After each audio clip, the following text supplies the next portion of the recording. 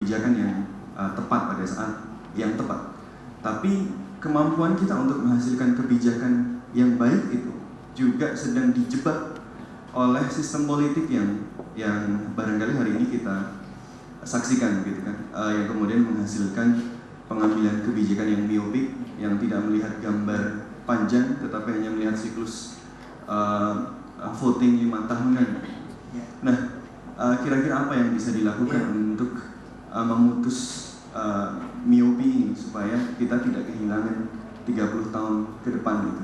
Lalu kemudian yang kedua tadi kan berkaitan dengan peran anak muda misalnya. Tapi kalau kita lihat dalam sistem politik hari ini sangat sulit bagi misalnya anak-anak muda itu to really make a change di dalam sistem, karena ya oligarki partai yang sedemikian kokoh misalnya.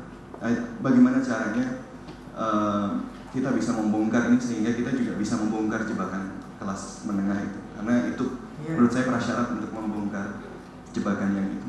Terima kasih. Tadi saya tunjukkan kan selalu yang memberikan jawaban itu yang muda.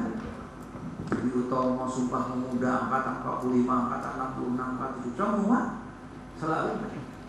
Cuman ya itu dia workout-nya itu yang kita mulai menurut saya.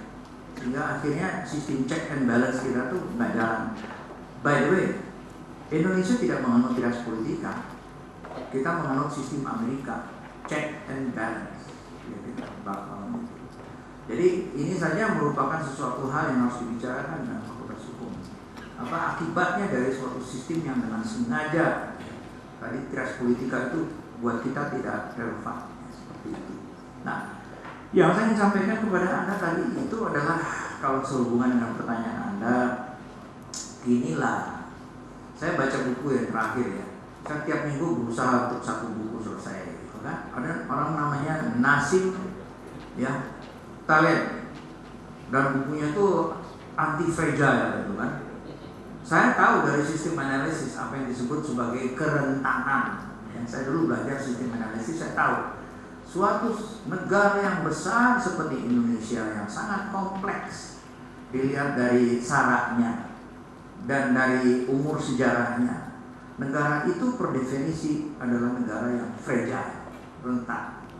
Maka setiap tahap itu akan muncul problem, begitu. Tapi pesannya luar biasa di buku itu. Problem itu yang memberikan informasi kepada Anda apa langkah berikutnya. Jadi tanpa problem Anda tidak tahu apa masalahnya. Jadi problem itu jangan dimaki-maki, enggak. Anda justru harus mempergunakan setiap masalah yang muncul di Indonesia sebagai gudang informasi untuk menyelesaikan masalah itu.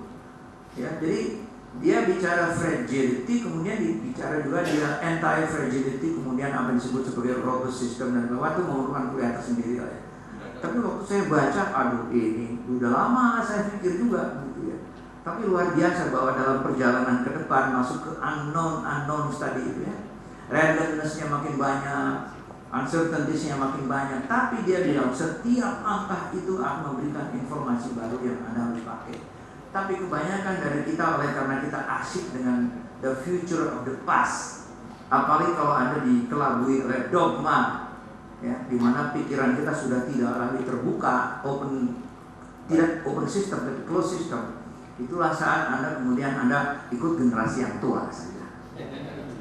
Serupa itu. Kalau Anda mau jadi generasi muda, maka Anda harus siap dengan open mind dan tidak menganggap problem itu sebagai suatu sumpah gitu ya, suatu sumpah serapah pada intinya. A problem is actually one that inform you that something is wrong. Lantas apa jawabannya? Wah, itu blessing buat kita. Jadi banyak dari teman-teman saya tuh katanya, gue dengar masih ke dokter, iyalah, tiap 3 bulan aku periksa darah, tiap 6 bulan aku periksa urin. Kenapa tuh? Sebab problemnya ketahuan lebih cepat. Aduh, gue paling takut sama dokter, that's your problem. Jadi Anda malah harus rajin lihat dokter kalau makin tua. Seperti itu. Indonesia ini sudah umur berapa sekarang? Udah jelas banyak loh historinya, history gitu. Itu. Jadi tolonglah Anda pelajari kembali di mana tempat Anda waktu ini dan belajarlah problem solving. seperti itu, sehingga sistem kita makin ke depan itu bukan makin fragile, tapi makin menciptakan anti fragility-nya. Oke, saya kira itu saja. Terima kasih.